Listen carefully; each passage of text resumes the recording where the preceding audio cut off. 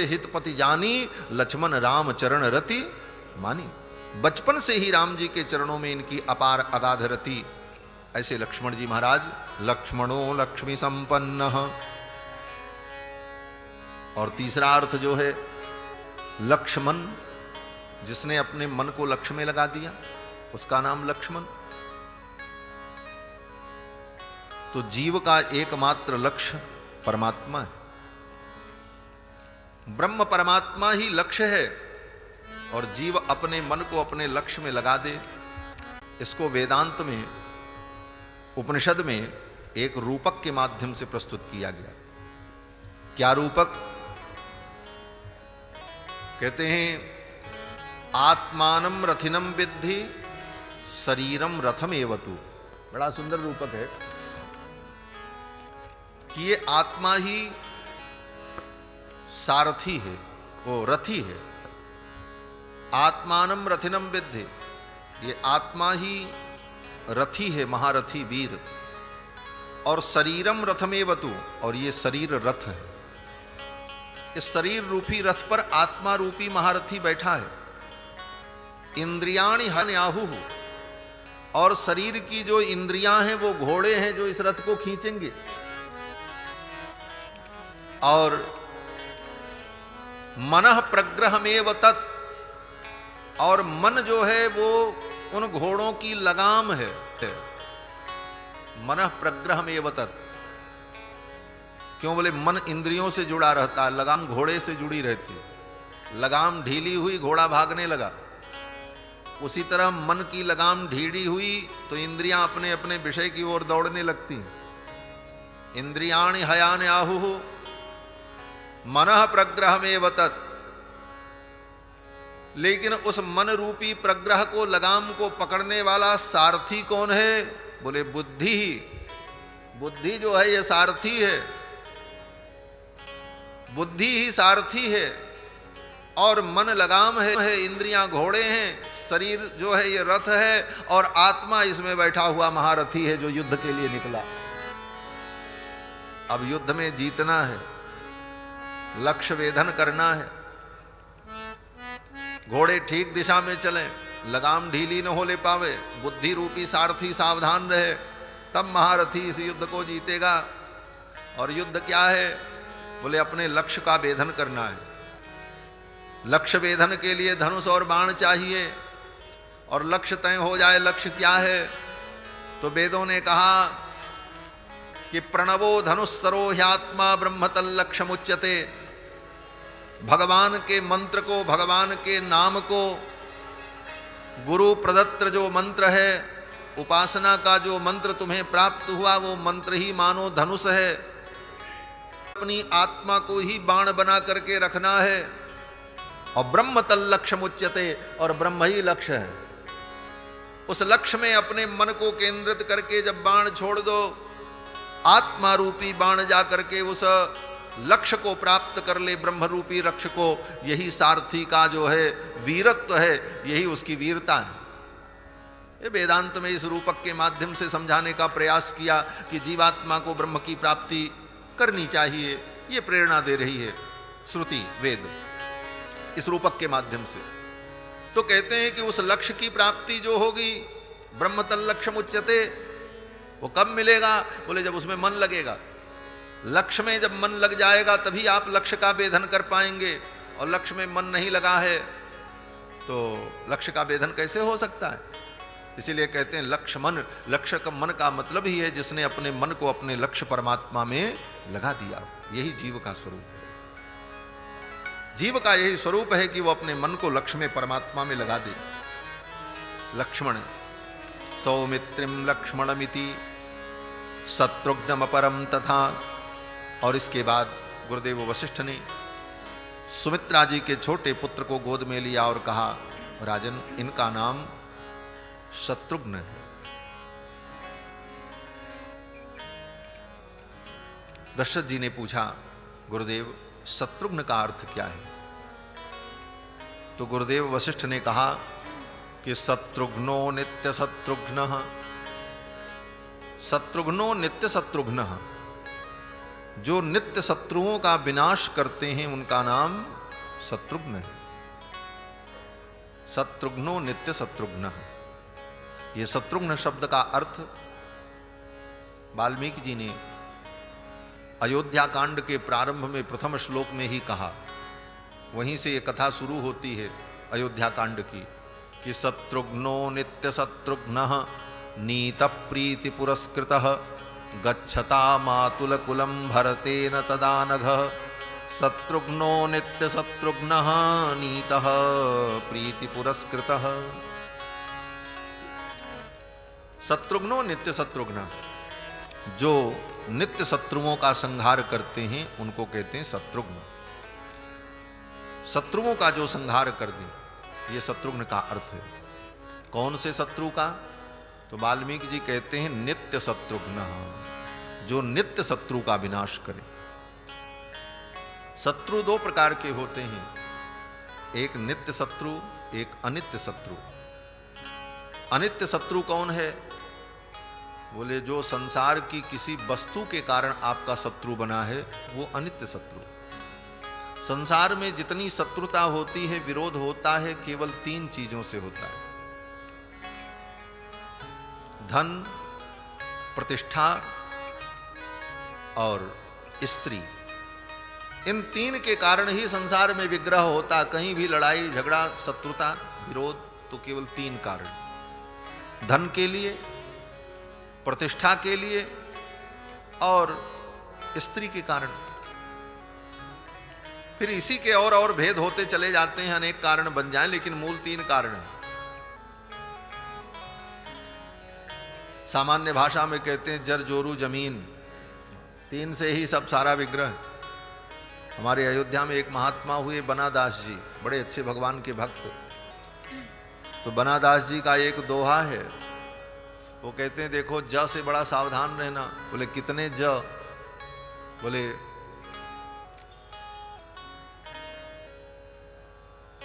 जांचब, जाब, जमात, जर, जोरू, जात, जमीन। बनादास जी कहते हैं जांचब, जाब, जमात, जर, जोरू, जात, जमीन, जतन आठ ये जहर सम बना दास तज दीन। ये जहर है संसार का। बनादास जी का पद है जांचब, जाब, जमात, जर, जोरू, जात, जमीन, जतन आठ ये जहर सम बना दास तज दीन। संसार में दुख के यही कारण बनते हैं। जांचब, किसी से कुछ मांगोगे तो दुख होगा, अपमान सहना पड़ेगा। जाब, कहीं जाओगे तो दुख होगा, चुपचाप एक जगह रहो तो दुख नहीं होगा। ये दुख इसीलिए है कि लोग इधर उधर दौड़ते रहते हैं तो दुख को निमंत्रण देते रहते। कहीं न जाए, चुपचाप एक जगह पड़ा रहे व्यक्ति, कुछ न करे तो उसके जीवन में दुख नहीं होगा। वास्तव में हम जीवन में सुख के लिए जो साधन जुटाने में लगते हैं, वही साधन जुटाना ही दुख बन जाता है। सुख तो मिलेगा कि नहीं मिलेगा पता नहीं, लेकिन दुख पहले ही आ जाता है। सुख की आशा में ही हम दुख का वर्ण कर लेते हैं। जैसे वो जाल में फंसने वाला जीव फंसने के बाद चुपचाप शांत बैठ जाए तो हो सकता है कि बच भी सकता है, लेकिन वो बचने का जितना प्रयास करता उतने और फंसता चला। तो आप कहीं कुछ करने के लिए निकले, बोले दुख की शुरुआत शुरू हो जाएगी। जितना ही प्रयास करता है व्यक्ति उतना ही दुख आता है। तो जांचब, जाब, जमात, बहुत ज्यादा लोगों की जमात में रहना, अत्यधिक भीड़ बटोर करके रहना, यह भी व्यक्ति के लिए दुखदाई होता है। बोले कल उसको पता नहीं क्या हो, कल उसको क्या हो, उसका स्वभाव क्या, उसका स्वभाव क्या, एक दूसरे के कारण दुख आ जाता है। जांचब, जाब, जमात, जर, धन से कितना दुख है। बोले भागवत में पढ़ लेना भिक्षु गीत। भागवत का भिक्षु गीत जो है, एक ब्राह्मण था, बड़ा धन उन बटोरा था, महाराज कथा उथा बांच करके, पंडिताई करके, पूजा पाठ करके उसका सब धन हरण हो गया, चोर ले गए, सब लुट गया। बड़ा दुखी हुआ, बड़ा खेद हुआ। अंत में उसने अपने मन को समझाया, बोले ये धन बहुत दुख का कारण है। और तब उसने दोष दर्शन किया कि भाई धन में कितने दोष हैं। तो सब उसको समझ में आया। धन बटोरने में दुख, फिर उसको खर्चा करने में दुख, नष्ट हो जाए तो दुख, कोई ले जाए तो दुख। अरे एक दो दुख, अनेक दुख है हमारा। तो भिक्षु गीत भागवत का जो है वो बड़ा महत्वपूर्ण है, वैराग्य का संपादन करने वाला। तो जर भी जांचब जाब जमात जर, और जोरू बोले स्त्री के कारण दुख। बोले स्त्री के कारण दुख मतलब कहीं न कहीं विग्रह का कारण हो जाता है। पूरी रामायण एक स्त्री के चरित्र पर ही टिकी। भाई सीता जी का हरण न होता तो इतना बड़ा उपद्रव क्यों होता? एक स्त्री मंथरा अगर इतना बड़ा कुचक्र न करती तो राम जी को वनवास क्यों होता? कैकेयी जी वरदान न मांगती तो क्यों होता? ये सब कथाएं क्यों? महाभारत युद्ध में अगर द्रौपदी केवल इतना न कहती कि अंधे का अंधा होता है तो काहे को महाभारत होता? यही तो कहा था। दुर्योधन जब गिर पड़ा उस माया नगर में, मायामय महल में, पानी को पृथ्वी समझ लिया और गिरा तो उसी में छप्प से भीज गया। द्रौपदी हंसने लगी और द्रौपदी ने कहा अरे अंधे का तो अंधा ही होता है। बस बात लग गई। तो ये सब कारण होते हैं। कृष्ण भगवान के जितने शत्रु थे, पूरी राम भागवत पढ़ लेना, मैं कुछ अन्यथा नहीं कह रहा हूं। भगवान श्री कृष्ण के जितने विरोधी थे, उस विरोध का एक सबसे बड़ा कारण क्या था? बोले कृष्ण भगवान का विवाह। जहां जहां कृष्ण भगवान ने जाकर के विवाह कर लिया और दूसरे चाहते थे कि हमारा हो जाए, उनका नहीं हुआ, वही शत्रु बन गए। हाँ, पढ़ लेना पूरी भागवत। हम तो सब एकदम अनुभव की बात कह रहे हैं। कृष्ण भगवान के जितने विरोधी थे, चाहे दुर्योधन था, चाहे शिशुपाल था, दंतवक्र, विदुरथ, ये सब केवल इसी कारण विरोधी बने थे कि जहां स्वयंवर में भगवान कृष्ण पहुंच जाएं, वो कन्या इन्हीं का वर्ण कर ले और सब बेचारे मुंह लटकाए चले जाएं। दुल्हन ले गए लक्ष्य निवासा, नृप समाज सब भयो निराशा, ये दशा हो जाती। इसलिए सब अपना अपमान महसूस करते और इसी कारण सब कृष्ण का विरोध करते। तो जांचब जाब जमात जर जोरू, और जाति के नाम पर लड़ाई। और कलयुग में तो जाति के नाम पर गली गली लड़ाई हो रही महाराज, क्या कहें।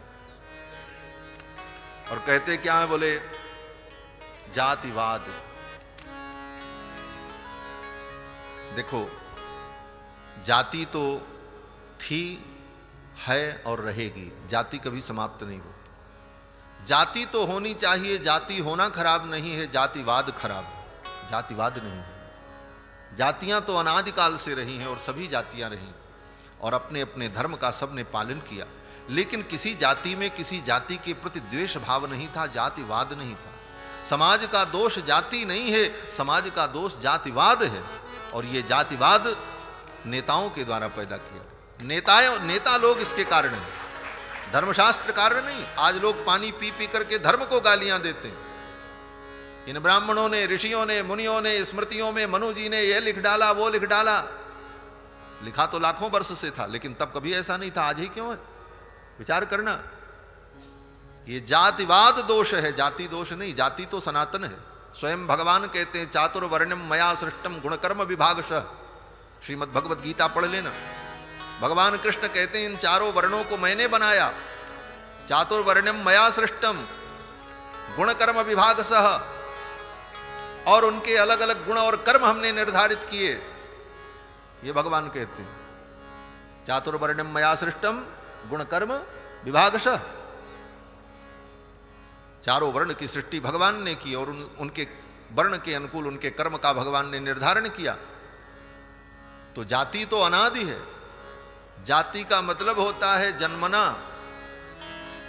जनि प्रादुर्भावे, जनि प्रादुर्भावे धातु है व्याकरण में। जनि माने जन्म, प्रादुर्भाव, और उसी जनि शब्द से जाति शब्द बनता है। तो जाति का मतलब ही है जो जन्म से हो उसी का नाम जाति। लोग कहते हैं महाराज कर्म से जाति, बोले कर्म से कैसे जाति होगी? जाति का मतलब ही जन्मना होता है। हम कहते हैं सामान्य गाय जो देसी गाय होती है, देसी गाय, उसको आप कितना भी कर्म करो, उसको खूब बढ़िया घास खिलाओ, घी पिलाओ, तो क्या वो 20 लीटर दूध देगी? कदापि नहीं दे सकती। क्यों? बोले उसकी वो जाति ही नहीं दूध देने वाली। और वही जो दूसरी नस्ल की गायें होंगी, गाय सब हैं, ऐसा नहीं है कि वो गाय नहीं, गाय वो भी है, लेकिन दोनों में अंतर है। वही साहीवाल नस्ल की गाय, वही गिरी नस्ल की गाय सूखा भूसा भी खाएगी तब भी कम से कम उससे 2 गुना ज्यादा दूध देगी, देगी कि नहीं? क्यों बोले जन्मना वो गुण धर्म होता है। हैं सब गाय, उसी प्रकार संसार में सब मनुष्य हैं, लेकिन उन मनुष्यों में भी अपनी जाति संस्कार के कारण, परंपरा के कारण उनके गुण धर्म में भेद सिद्ध होता है। ये समाज मानता, राष्ट्र मानता, शास्त्र मानता, सर्वत्र लिखा। ये तर्क का विषय नहीं। तो लोग पानी पी पी करके गालियां देते। ये जातिवाद पैदा किया किसने? बोले जातिवाद पैदा किया नेताओं ने अपने स्वार्थ के लिए। जातियां तो पहले से थी, जातियों में कोई विद्वेष नहीं था, सब एक दूसरे से मिल करके रहते थे। अगर जातिवाद होता तो राम जी ज्यों ही पहुंचते गंगा के तट पर गंगा पार करने के लिए केवट गाली दे के भगा देता राम जी को। कहता तुम सवर्ण हो, हम हरिजन हैं, तुम लोगों ने हमारा शोषण किया है, भाग जाओ यहां से, हम तुमको पार नहीं उतारेंगे। लेकिन केवट कितने प्रेम से ठाकुर जी के चरण को धोता है। क्यों? बोले जाति तब भी थी लेकिन जातिवाद नहीं था, क्योंकि आज जैसे गद्दार नेता तब नहीं थे, जिन नेताओं ने अपने स्वार्थ के लिए राष्ट्र को, समाज को, सबको बांटा और आज भी बांटते जा रहे हैं। बंधुओं, कितनी बातें मैं कहूं। लोग कहते हैं इन लोगों ने बड़ा अन्याय किया, कुएं में पानी नहीं भरने दिया, लोगों को मंदिर में नहीं जाने दिया। मैं पूछता हूं, यहां इतने लोग बैठे हैं, यहां बहुत से वृद्ध लोग भी बैठे हैं जिनकी आयु 80 वर्ष 70 वर्ष होगी, जो चारों धाम की यात्रा करके आए होंगे, बद्री, केदार, गंगोत्री, जमुनोत्री, जगन्नाथपुरी सब गए होंगे। आप बताओ, भारतवर्ष के इतने तीर्थों में, मंदिरों में आप लोग गए, कहीं किसी मंदिर में किसी से किसी ने पूछा हो कि तुम किस जाति के हो? और जाति पूछ करके किसी को दर्शन करने के लिए अनुमति दी गई हो, ऐसा कोई हमको बतावे? कहीं नहीं है। फिर क्यों ये बात कही जाती है कि मंदिरों में जाने नहीं दिया? किसको मंदिर में रोका? कहीं कोई रोकता हो तो हमको बताओ। आप जगन्नाथपुरी गए दर्शन करने, किसी ने आपसे पूछा आप किस जाति के हो? आप भी गए, जैसे सब जा रहे हैं वहां, ब्राह्मण, क्षत्रिय, वैश्य, राजा महाराजा सब जाते हैं, सब दर्शन। कभी कोई किसी से नहीं, कभी पूछा ही नहीं। लेकिन नेताओं ने अपने मन से ये मनगढ़ंत बातें बना करके समाज में विद्वेष पैदा किया। आज भी कहीं नहीं पूछते। कभी कोई पूछा हो तो हमको बताओ, आप लोग बैठे हो, किसी से कोई पूछा हो किसी मंदिर में कि आप किस जाति के हो, पहले बताओ गेट पर, तब आपको भीतर जाने देंगे दर्शन के लिए। कोई पूछा जाता हो तो बताओ, कहीं नहीं। तो ये नेताओं की कला है। कहते कुएं में पानी नहीं भरने दिया। बोले विचार करना, जब कुएं में पानी नहीं भरने दिया, उनको पानी नहीं पीने दिया, तो वो लोग जिंदा कैसे रहे? बिना पानी के तो कोई जिंदा नहीं रह सकता। और उन सवर्णों ने उनको पानी नहीं भरने दिया, तो फिर वो जिंदा कैसे रहे? इसका मतलब वो कहीं पानी पीते थे, और जब उनके पास पानी पीने के साधन थे तो फिर उनके कुएं पे जाने की जरूरत क्यों पड़ी? प्रश्न तो ये खड़ा होगा। फिर उनके कुएं पर अगर वो जाते भी हैं तो उनका कुआं बनाता कौन था? भाई कोई ब्राह्मण, कोई क्षत्रिय, कोई सवर्ण अपना कुआं अपने से तो नहीं खोदता था। कोई कारीगर, कोई मजदूर, कोई सेवक ही बनाते थे। तो जो दूसरे के लिए कुआं बना सकता वो अपने लिए कुआं नहीं बना सकता है? फिर कुएं का झगड़ा आया कहां से? प्रश्न तो इस बात का। और अगर कुएं का झगड़ा था ही पानी के लिए और उनको पानी नहीं पीने दिया गया, तो उनकी पीढ़ियां आज तक जीवित कैसे हैं? पानी बिना तो कोई 2 दिन नहीं जिंदा रह सकता। तो इन सारी बातों पर जब विचार करोगे तो एक ही सूत्र मिलेगा कि अपने क्षुद्र स्वार्थ के लिए राजनेताओं ने ही समाज को विकृत किया। अच्छे भी राजनेता हुए, हम सभी राजनेता की आलोचना नहीं करते, लेकिन समाज में विघटन और विद्वेष और सामाजिक समरसता को बिगाड़ने का काम अगर किसी ने किया तो सफेद पोश लोगों ने किया। क्यों? बोले अपने सत्ता के लोभ में। कोई कवि कहता था कि वाह बहादुर खद्दरधारी, देश को लूटो बारी बारी। बस यही करते चलो। ये खद्दरधारी का काम ही है, देश को बारी बारी से लूटते चलो। वो कहेंगे हम आएंगे तो सब ठीक कर देंगे, वो आने के बाद वही काम वो भी करते हैं। यही संसार। लेकिन चलो क्या करेंगे, ठाकुर जी की सब लीला है, हमको तो आपको विचार करना है। बंधुओं, तो जांचब जाब जमात जर जोरू जात जमीन, जतन 8 ये जहर सम बना दास तजदीन। अरे देखो, बोलो मत, चुप रहो, अपने आप चली जाएगी। श्री सीता रामचंद्र भगवान की। बैठे रहिए चुपचाप, उसको जाने दीजिए, हाँकिए मत तो निकल जाएगी बस। जय सीता। श्री सीता रामचंद्र भगवान की जय। श्री गुरुदेव वशिष्ठ ने कहा, राजन इनका नाम शत्रुघ्न होगा। शत्रु दो प्रकार के होते हैं, एक नित्य एक अनित्य। जो किसी कारण से शत्रु बनते हैं वो अनित्य शत्रु है। धन संपत्ति और प्रतिष्ठा के कारण जो शत्रु बने, ये अनित्य शत्रु इसलिए हैं कि जिस कारण से ये शत्रु बने उनको वो वस्तुएं दे दो, झगड़ा खत्म हो जाए। भाई जमीन के लिए कोई आपका दुश्मन बना, वो जमीन छोड़ दो, दुश्मनी खत्म। पद के लिए झगड़ा है, पद छोड़ दो, दुश्मनी खत्म हो जाएगी। तो ये शत्रु नित्य नहीं है, ये अनित्य हैं। लेकिन नित्य शत्रु कौन है? बोले नित्य शत्रु वो हैं जो हमारे अंदर ही रहते हैं और हमको ही सताते हैं और हमको ही दुख देते हैं और हमारा ही खाते हैं। वो शत्रु कौन है? बोले वो आज के नहीं है महाराज, बहुत दिनों से हैं, वो कभी मर भी नहीं रहे। वो नित्य शत्रु हैं। और वो नित्य शत्रु कौन? बोले काम क्रोध लोभ मोह मद मात्सर्य ईर्ष्या द्वेष पाखंड छल दंभ। ये जो जीवन के विकार हैं, ये नित्य शत्रु अनादिकाल से जीवात्मा के साथ लगे हैं, जिनके कारण हम दुख पा रहे हैं। ये नित्य शत्रु समाप्त हो जाएं। और ये नित्य शत्रु कब समाप्त होंगे? बोले शत्रुघ्न जी महाराज की कृपा से। जाके सुमिरन ते रिपुनाशा नाम शत्रुघ्न वेद प्रकाशा। शत्रुघ्नो नित्य शत्रुघ्न, जो नित्य शत्रु का विनाश करते हैं। शत्रुघ्न शब्द का यही अर्थ है, शत्रुघ्नो नित्य शत्रुघ्न, जो नित्य शत्रुओं का विनाश करते हैं। तो हमारे नित्य शत्रु काम क्रोध लोभ मोह ये नष्ट हो जाएं, समाप्त हो जाएं। ये कैसे होंगे? बोले शत्रुघ्न जी की कृपा होगी। शत्रुघ्न जी क्या करेंगे? बोले शत्रुघ्न जी की एक शक्ति है, जिस शक्ति का आश्रय लेना पड़ेगा। और शत्रुघ्न जी की शक्ति कौन है? श्रुति कीर्ति। शत्रुघ्न जी की पत्नी का नाम क्या है? श्रुति कीर्ति। वही उनकी शक्ति। हमारे नित्य शत्रुओं का विनाश हो, इसके लिए शत्रुघ्न जी की जो शक्ति है उनका आश्रय लेना होगा। और उनका नाम है श्रुति कीर्ति। श्रुति कीर्ति का मतलब, श्रुति माने कान, श्रुति माने कान, और कीर्ति माने भगवान की कीर्ति, भगवान की कथा। इन कानों से भगवान की कथा सुनते रहो तो आपके नित्य शत्रु काम क्रोधादि का नाश हो जाए। काम क्रोध लोभ मोह ये जो नित्य शत्रु हैं, इनका संहार तभी होगा जब हम श्रुति कीर्ति का आश्रय लेंगे। अपनी इन श्रुतियों से भगवान की कीर्ति को श्रवण करेंगे, भगवान के गुणानुवाद को श्रवण करेंगे, तो शत्रुघ्न जी महाराज की कृपा से हमारे जीवन के नित्य शत्रुओं का संहार होगा, काम क्रोधादिक विकार समाप्त हो। गुरुदेव वशिष्ठ ने चारों कुमारों का नामकरण संस्कार किया। वशिष्ठ परम प्रीतो नामानि कुरुते तदा तेषां जन्म क्रियादीनि सर्वकर्माण्यकारयत्। उन चारों कुमारों का जात कर्मादि नामकरण आदि संस्कार गुरुदेव वशिष्ठ ने सब संपन्न कराया। श्रीमद् वाल्मीकि रामायण में राम जी का बाल चरित्र नहीं है। रामचरित मानस में तो बाल चरित्र है, 2-4 बाल चरित्र गोस्वामी जी ने वर्णन किया।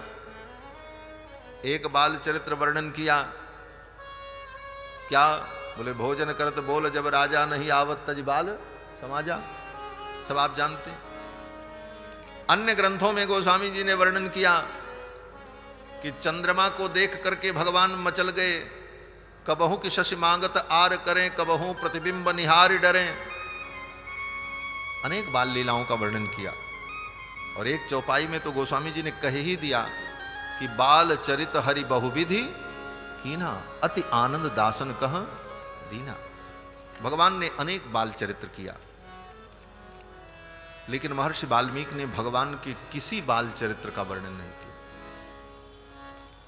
भगवान का नामकरण, और नामकरण के बाद 3 श्लोकों में ही सब कह दिया। मात्र 3 श्लोक, वो भी अनुष्टुप छंद। उनके सारे संस्कार हुए। जन्म क्रियादीनि सर्वकर्माण्य कारयत, तेषाम केतरिवत ज्येष्ठो रामो रतिकर पितुः, और उन चारों भाइयों में राम जी सबसे बड़े,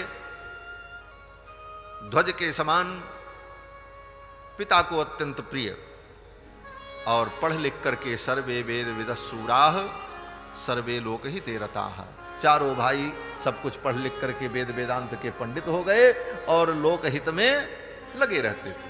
3 श्लोकों में ही महर्षि वाल्मीकि ने भगवान श्री राम के अध्ययन पर्यंत लीला, गुरुगृह गए पढ़न रघुराई, अल्पकाल विद्या सबाई, सारी कथा 3 श्लोक में कह दी। क्यों? कहते हैं वाल्मीकि जी को बड़ी जल्दी मची है, जल्दी राम जी मिथिला चलें और इनका ब्याह हो।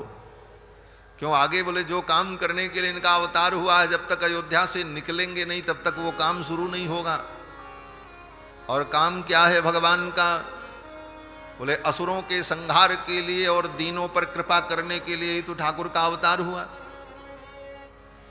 तो अयोध्या में रह करके तो दीनों पर कृपा करेंगे नहीं, क्योंकि अयोध्या में कोई दीनहीन है ही नहीं, अयोध्या में तो सब दिव्य है। और अयोध्या में कोई दुष्ट भी नहीं है जिसका ये संहार करें। अयोध्या से बाहर निकलें तब इनका काम शुरू हो, जिस काम के लिए इनका अवतार हुआ। इसलिए भगवान जब अयोध्या से निकले मिथिला की यात्रा पर तो काम की शुरुआत की। पहले ताड़का का उद्धार किया, सुबाहु का उद्धार किया, असुरों का उद्धार किया, फिर उसके बाद अहिल्या जैसी दीन पर कृपा करके अहिल्या को तारा, अब काम शुरू। इसलिए भगवान महर्षि वाल्मीकि ने विचार किया कि भाई जिस काम के लिए इनका अवतार हुआ वो काम होना चाहिए। अब ये अयोध्या का हम क्या वर्णन करें, 3 श्लोक में ये सब काम खत्म कर दिया। हमारे बाल लीला नहीं सुनाई। और इसके आगे कहते हैं कि सर्वे वेद विदस्सूरा सर्वे लोक हिते रताः। चारों भाई वेदविद हो गए, चारों वेदों का अध्ययन किया। अब इस विषय पर ज्यादा हम नहीं कहेंगे, एक बात कहेंगे। भगवान गुरुकुल में वेद पढ़ने गए, गोस्वामी जी भी वर्णन करते हैं। गुरु गृह गए पढ़न रघुराई, अल्पकाल विद्या सब आई, जाकी सहज श्वास श्रुति चारी, सो हरि पढ़ यह कौतुक भारी। भगवान गुरुकुल में वेद पढ़ने गए। विचार करना, भगवान क्षत्रिय हैं और क्षत्रिय होकर के गुरुकुल में वेद पढ़ने गए।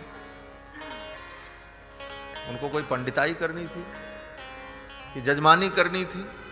क्षत्रिय तो जजमानी भी नहीं कर सकता। फिर राम जी वेद पढ़ने गए, जाकी सहज श्वास श्रुतिचारी, सो पढ़र ये कौतुक भारी। तो भगवान वेद पढ़ने गुरुकुल में गए और जाकर के वेद पढ़ करके सर्वे वेद विदस्सूराः सर्वे लोक हिते रताः। तो कहते हैं देखो, क्षत्रिय को भी वेद पढ़ना चाहिए, वैश्य को भी वेद पढ़ना चाहिए। बोले उसे जजमानी तो नहीं करनी है, फिर वो वेद पढ़ करके और वेद के विधान को जान करके क्या करेगा? तो कहते हैं उसको जजमानी तो नहीं करनी है, लेकिन जजमान तो बनना है। जजमान तो बनना है। क्षत्रिय ही राजा जजमान बनते, वैश्य जजमान बनते। तो ब्राह्मण को भी विधि का ज्ञान हो, कराने वाले को भी विधि का ज्ञान हो और करने वाले को भी विधि का ज्ञान हो, तभी कर्म की शुद्धता होती है। इसीलिए भगवान श्री राम को यज्ञ नहीं कराना है, लेकिन यज्ञ करना है। इसलिए सब कुछ पढ़ करके आए। और अगर व्यक्ति जजमान स्वयं पढ़ा होगा, सब कुछ जानता होगा, तो उसका कर्म और भी शुद्ध और पवित्र होगा। क्यों? बोले वो अगर ब्राह्मण भी गलत कराएगा तो वो समझ जाएगा अरे यहां तो गड़बड़ हो रहा, कर्म की शुद्धता बनी रहे। एक उदाहरण हमारे गुरु जी दिया करते थे, अगर जजमान नहीं पढ़ेगा तो धोखा हो जाएगा हमारा, इसलिए जजमान को भी पढ़ना चाहिए। एक पंडित जी किसी के यहां गए श्राद्ध कराने के लिए, तो पंडित जी तो कहीं गुरुकुल में जाकर के पढ़े नहीं थे। ऐसे ही पिताजी के शालिग्राम भगवान और शंख को उठा लिया और पंडिताई शुरू कर दी। गांव में ऐसे ही होता। बच्चे कहीं पढ़ने गए नहीं, काशी और अयोध्या किसी तीर्थ में जाकर के पढ़ने गए नहीं, 2 मिनट रुक जाएं बस, विराजे पर नहीं बैठ जाए 2 मिनट की बात है। तो वो पंडित जी गए पूजा कराने। परंपरा से पोथी पढ़ी नहीं थी, पोथी तो बाजार से लेकर के आए, बोले जो लिखा है वो बता देंगे, कह देंगे, करा देंगे। बोले पोथी में तो सब लिखा रहता है, अगर पोथी में जो लिखा है उसके पढ़ने मात्र से किसी के हृदय में ज्ञान का प्रकाश होता तो गुरु की जरूरत क्यों पड़ती है? हमारे गुरुदेव भगवान कहते थे कि पोथी के जितने अक्षर होते हैं वो काले होते हैं, काले ही होते हैं ना, है? पोथी के जितने अक्षर होते हैं काले होते हैं, और जो काला है वो आपके दिल में क्या उजाला करेगा? है? वो क्या उजाला करेगा? वो तो उजाला गुरु की कृपा से होता है। इसीलिए गुरु के चरणों में बैठ करके पढ़ने की जरूरत पड़ती है। अपने से पोथी ला करके पढ़ लो, उसका कोई मतलब नहीं जब तक गुरु के मुख से श्रवण न हो। और अपने से जहां तक पढ़ने की बात है, विचार करना है, जब पोथी छपती है प्रेस में, आजकल तो कंपोजिंग कंप्यूटर से होती है, एक समय था जब पत्थर के छापे खाने होते थे, लोहे के एक एक अक्षर उठा करके रखना पड़ता। देखा होगा पुराने जमाने में जो लोग हैं कि एक कोई कार्ड भी छपाने जाओ तो 3-4 दिन में उसकी कंपोजिंग प्लेट तैयार होती थी। तो वो कंपोजिंग करने वाला वहां का कर्मचारी एक एक अक्षर को पढ़ता था, एक एक मात्रा को पढ़ता था, एक विसर्ग भी नहीं छूटता था। उतनी सावधानी से कौन पढ़ेगा? तो जो पोथी छापता है, ये पोथी छापने वाला वो मजदूर, तो इसके एक एक अक्षर, एक एक मात्रा को पढ़ करके और उसको बैठा करके छापता है। उसने एक एक अक्षर पढ़े, लेकिन उससे पूछो इसमें क्या लिखा है तो उसको नहीं मालूम, तो छापने वाले को नहीं मालूम, जबकि उसने एक एक मात्रा पढ़ी होगी। और मालूम किसको है? बोले उस पढ़ाने वाले गुरु को। जब वो पढ़ाता है तब जीव को मालूम होता है। इसीलिए गुरु की जरूरत है। गुरु के बिना अपने से आप बाजार से कोई किताब लेके आओ, पढ़ने लग जाओ, पढ़ाओ, इसका कोई मतलब। गुरु परंपरा से प्राप्त। पंडित जी गए पूजा कराने, श्राद्ध कराने, पोथी बाजार से ले लिया, पिंडदान कराया, और पिंडदान कराने के बाद प्रकरण आता है श्राद्ध में, पिंडों पर सूत्रम दद्यात्। पिंड पर, पिंड की पूजा करने के बाद पिंड पर कच्चा सूत चढ़ाया जाता है, सूत्रदान उसको कहते हैं। उसका अलग से संकल्प होता है, सूत्रदान संकल्प। तो पद्धति में लिखा था पिंडों पर सूत्रम दद्यात्, और संजोग से पद्धति जब छपी थी किताब तो मिसप्रिंट हो गई, और मिसप्रिंट में सूत्रम जो लिखा था, सूत्रम दद्यात्, तो स के नीचे की जो लकीर होती वो लकीर नहीं छपी। अब लकीर नहीं छपी तो क्या हो जाएगा? पढ़ लेना। वो सूत्रम के जगह पर पढ़ने में क्या आ रहा था? मूत्रम दद्यात्। वो क्यों लकीर मिट गई? अब वो छापा खाना की मिसप्रिंट, अब वो पढ़ने में तो दिखाई पढ़े लिखा मूत्रम दद्यात्। पंडित जी गुरु से तो पढ़े नहीं थे। बोले जजमान अब आगे की विधि तो यही है। बोले क्या? बोले पिंडों पर ही मूत्रम दद्यात्। जजमान पढ़ा लिखा था महाराज। इसी बात पे मैं कह रहा हूं कि जजमान को भी पढ़ना चाहिए। वो जजमान पढ़ा लिखा था। जजमान ने कहा पंडित जी ऐसा नहीं हो सकता, आपके पिताजी इतनी बार कराए कभी ऐसा नहीं हुआ। और हमने परंपरा से देखा है कि जब यहां तक प्रसंग आता था तो पंडित जी यही बोलते थे, पिंडों पर सूत्रम दद्यात्, पिंडों पर सूत्रम दद्यात्, और आप मूत्रम कह रहे हैं, आप गलत हैं। वो पढ़ा लिखा था जजमान। अगर पढ़ा लिखा न होता तो पंडित जी डांट करके कहते जो लिखा सो करो, जो लिखा सो करो, तो फिर तो अनर्थ ही हो जाता। इसलिए जजमान को भी पढ़ना चाहिए। केवल पंडित और विद्वानों के भरोसे मत रहो, खुद स्वाध्याय करो, पढ़ो, जानकारी करो, तब धर्म की रक्षा होगी। नहीं तो स्थिति क्या होगी? एक जगह मैं गया विवाह में, महाराज लोग बुलाते हैं श्रद्धा से, महाराज विवाह में आओ आशीर्वाद देने के लिए। गए विवाह में तो पंडित जी विवाह करा रहे थे महाराज। सिंदूर दान का जब प्रसंग आया तो सिंदूर दान का मंत्र उनको नहीं मालूम, मंत्र का उच्चारण न कर पाए। बोले देखो जजमान अब सिंदूर उठाओ और लगाओ पत्नी के मस्तक में, और मंत्र क्या पढ़ रहे हैं? बोले उनको तो यही समझ में आया सिंदूर लाल लाल होता है, इसलिए कुछ भी लाल लाल कह दें काम चल जाएगा। तो उन्होंने क्या कहा? बोले लाल देह लाली लसे अरुधर लाल लंगूर, वज्र देह दानो दलन, जय जय जय कपिसूर, सियावर रामचंद्र की जय। अरे वर सिंदूर दान करो, हो गया सिंदूर दान। ऐसी पंडिताई महाराज। स्थिति कहने का भाव कि हर चीज आप समझें। और ये मैं समाज के लिए कह, क्यों हंसने के लिए नहीं कह रहा हूं, समाज की ये विडंबना है। आज हमारा धर्म कहां जा रहा है? हम धर्म के इन सूक्ष्म विषयों पर कितना विचार कर रहे हैं, कितना पढ़ रहे हैं, कितना चिंतन कर रहे हैं, कितना ध्यान केंद्रित करते हैं, ये सोचने वाली बात। और ये हमको आपको सबको मिल करके करना हो, ब्राह्मण को भी, जजमान को भी, पुरोहित को भी, सबको विचार करना होगा, तब धर्म की रक्षा होगी। केवल बस पंडित जी के भरोसे ही सारा काम नहीं, आपको भी जानना चाहिए। इसलिए राम जी गुरुकुल में पढ़ने गए। राम जी को पंडिताई नहीं करनी है, लेकिन जजमान बनना है। अब राम जी जैसा विद्वान जजमान मिले तो फिर पंडित को भी पढ़ना पड़ेगा। फिर पंडित जब पढ़ेंगे, विद्वान बनेंगे, तो समाज का कल्याण होगा। एक बात और बता दें, अश्वमेध यज्ञ का नाम आपने खूब सुना है, पुराणों में वर्णन है अश्वमेध यज्ञ, अश्वमेध यज्ञ। अश्वमेध यज्ञ की एक बड़ी विलक्षण प्रक्रिया होती है। क्या बोले, जब घोड़ा घूमने के लिए जाता है, 1 वर्ष तक वो घोड़ा घूमता है, और जो उसे बांध ले, पकड़ ले, उससे युद्ध होता है। ये कहानी आपको मालूम है। तो ये युद्ध तो क्षत्रियों से होता है, लेकिन केवल क्षत्रियों से नहीं, ब्राह्मणों का भी युद्ध होता है अश्वमेध यज्ञ में। उस घोड़े के साथ 400 वेद के विद्वान ब्राह्मण साथ में चलते हैं, वो जहां जहां जाता है। 100 ब्राह्मण ऋग्वेद के, 100 यजुर्वेद के, 100 अथर्ववेद के, 100 ऋग्वेद के, चारों वेद के विद्वान ब्राह्मण उस घोड़े के साथ जाते हैं। और उनका काम क्या होता है? बोले, जिस नगर में, जिस शहर में घोड़ा रुके, वहां के सभी ब्राह्मणों को बुलाया जाए और उनसे शास्त्रार्थ हो। अश्वमेध यज्ञ की प्रक्रिया और वेद की प्रक्रिया का उन्हें अगर ज्ञान है तब तो ठीक है।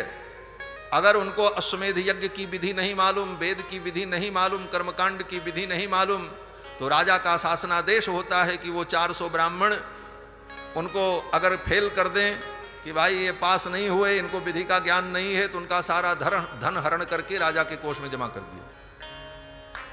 इस डर से ब्राह्मण लोग पढ़ते थे महाराज। जब कोई राजा अश्वमेध यज्ञ करने का संकल्प करता था तो नगर नगर के ब्राह्मण अपनी पोथी झाड़ करके निकालते थे अलमारी से, लाओ भैया पढ़ो लिखो, नहीं तो सब धन चला जाएगा। ये राजाओं का शासन होता है। अश्वमेध यज्ञ होता था तो सभी ब्राह्मण अपनी पद्धतियों को निकाल करके पढ़ना, स्वाध्याय करना, रटना, तैयारी शुरू कर देते थे। महाराज, कहीं राजा का घोड़ा इधर आ गया और इस विषय पर विचार हुआ और हमें बुलाया गया पूछने के लिए और हम नहीं बता पाए, तब तो हम राजा के द्वारा दंडित होंगे। तब ब्राह्मण लोग पढ़ते थे। तो इस प्रकार से ये विद्याएं अनादिकाल से सुरक्षित रहीं। तो गुरुकुल में जाकर के भगवान श्री राम ने भी चारों वेदों का अध्ययन किया। सर्वे वेद विदस्सूराः सर्वे लोक हिते रताः। और वेद वेदांत को पढ़कर भगवान श्री राम लोकहित में लग गए। यही पढ़ने का फल है। इन एक एक शब्दों में बड़ी बड़ी बातें हैं महाराज, जो हमारे जीवन के लिए बड़ी महत्वपूर्ण है। सब पढ़ने के बाद राम जी क्या करते हैं, इससे तुलना करो आज के समाज की। आज हम पढ़ करके क्या करते हैं? हम पढ़ करके समाज का काम नहीं करते, अपना काम करते। हम पढ़ लिए तो अब इस पढ़ाई से, इस विद्या से, इस पद से हम कितना धन कमा लें, प्रधानता अपने धन कमाने की, अपने स्वार्थ की होती। लोक कल्याण और परोपकार की भावना नहीं होती। क्यों? बोले पढ़ाई ही वैसी हुई। पढ़ाते समय बाप ने खेत बेच करके, माँ ने अपने जेवर बेच करके बच्चे को इंजीनियर डॉक्टर बनाया, तो पढ़ने के बाद भी वो इंजीनियर डॉक्टर यही सोचेगा कि मेरे माँ बाप ने जितना पैसा खर्च किया है पहले उतना हम लूट करके घर भर दें, तब हमारा काम पूरा हो। पहले तो वही होगा और वही होता है समाज। लेकिन हमारी सनातन परंपरा में बोले पढ़ने वाला विद्यार्थी भिक्षा मांग करके पढ़ता है। जब यज्ञोपवीत संस्कार होता है तो बालक कहता है भवति भिक्षाम देहि, मां से भिक्षा मांगता है और भिक्षा मांग करके गुरु के चरणों में अर्पित करके पढ़ता है। क्यों? इसलिए कि पढ़ने के बाद जब उसके जीवन में योग्यता आएगी तो उसकी आत्मा कहेगी, अरे समाज की रोटी खा करके, समाज ने तुमको रोटी दिया तब तुम खा करके जीवित रहे और ज्ञान प्राप्त किए, इसलिए तुम्हारा ज्ञान तो समाज के कल्याण के लिए होना चाहिए। तब उसके मन में यह विचार आएगा कि हमने समाज की रोटी खाई, इसलिए हमारा ज्ञान समाज के कल्याण के लिए हो, और तब वो समाज के कल्याण के कार्य में लगता है। यही विज्ञान है, भारतीय विज्ञान। भगवान श्री राम ने भी पढ़ने के बाद सर्वे लोक हिते रताः, चारों भाई लोक हित में लग गए। अपनी विद्या के द्वारा, अपनी बुद्धि के द्वारा, अपने बल के द्वारा समाज का, लोगों का कल्याण करने लगे। सर्वे ज्ञानोपसंपन्ना सर्वे समुदिता गुणैः, और चारों भाई समस्त प्रकार के गुणों से युक्त हो गए और परम तेजस्वी हो गए। इनके इस स्वरूप को देखकर, इनकी योग्यता को देखकर पिताजी को बड़ी चिंता हुई कि मेरे बेटों का विवाह कैसे होगा, इनको उत्तम वर कहाँ मिले, उत्तम कन्या कहाँ मिलेगी। और फिर जब चिंता हुई तो विश्वामित्र जी का आगमन होता। ये सब सारी चर्चा हम लोग कल के सत्र में सुनेंगे। आज के सत्र का यहीं पर विराम करते हैं, क्योंकि कुछ आवश्यक कार्य भी है। एतावता कल भगवान श्री राम के विवाह की भूमिका सृजित होगी। विश्वामित्र जी आएंगे और राम जी को लेकर के मिथिला के लिए प्रस्थान करेंगे। तो आइए भगवान नाम संकीर्तन कर लें, फिर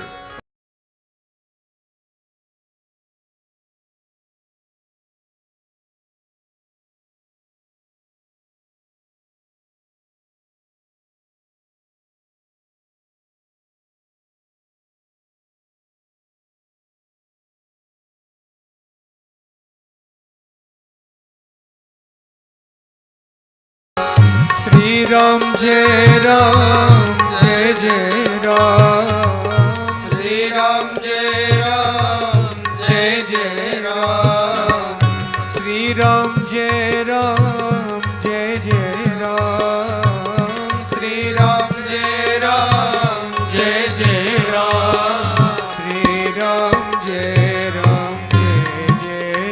राम, श्री राम जय राम जय जय राम, श्री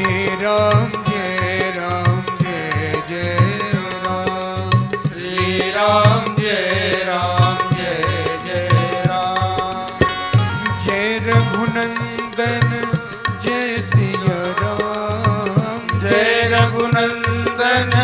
जय सिया राम, जय रघुनंदन जय सिया राम, जय रघुनंदन जय सिया राम, जानकी वल्लभ सीता राम, जानकी वल्लभ सीता राम, श्री राम जय राम जय जय राम, श्री राम जय राम जय जय राम, श्री राम जय राम जय जय। हाँ, सभी आदरणीय भक्तजनों से प्रार्थना है कि आप लोग अपने स्थान पर खड़े हो जाएं और आरती में शामिल होने की कृपा करें। खड़े हो जाइए अपने अपने स्थान पर।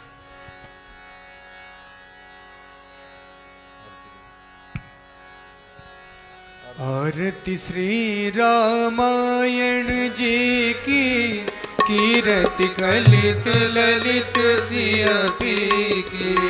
आरती श्री रामायण जी की, कीरति कलित ललित सियपी की। गावत ब्रह्मादिक मुनि नारद, वाल्मीकि विज्ञान विशारद। सुख सनकादि शेष सारद, बरनि पवन सुत कीरतनी की। आरती श्री रामायण जी की, कीरति कलित ललित सियपी की। गावत वेद पुराण अष्टदश, छो शास्त्र सब ग्रंथन को रस। मुनि जन धन संतन को सर्वस, सारे अंश सम्मत सब ही की। आरती श्री रामायण जी की, कीरति कलित ललित सियपी की। गावत संतत शंभु भवानी, अरुघट संभव मुनि विज्ञानी। आदि कवि वर्ज बखानी, काग भुसुंडी गरुड़ के ही आरती श्री रामायण जी की, कीरति कलित ललित सियपी की, कलिमल हरण विषय रस की, सुभग सिंगार मोक्ति जुबती की, दलन रोग भव मूरी अमी की, तात मात सब विध तुलसी की, आरती श्री रामायण जी की, कीरति कलित ललित सियपी की, कीरति कलित ललित सियपी की, कीरति कलित ललित सियपी की। आरार्तिक्यं समर्पयामि जलेन शीतलीकरणम्, आरार्तिक्यग्रहणं पुष्पै देवाभिवन्दनम्। हरिः ओं। यज्ञेन यज्ञमयजन्त देवास्तानि धर्माणि प्रथमान्यासन्न, ते हनाकं महिमानः सजन्त यत्र पूर्वे।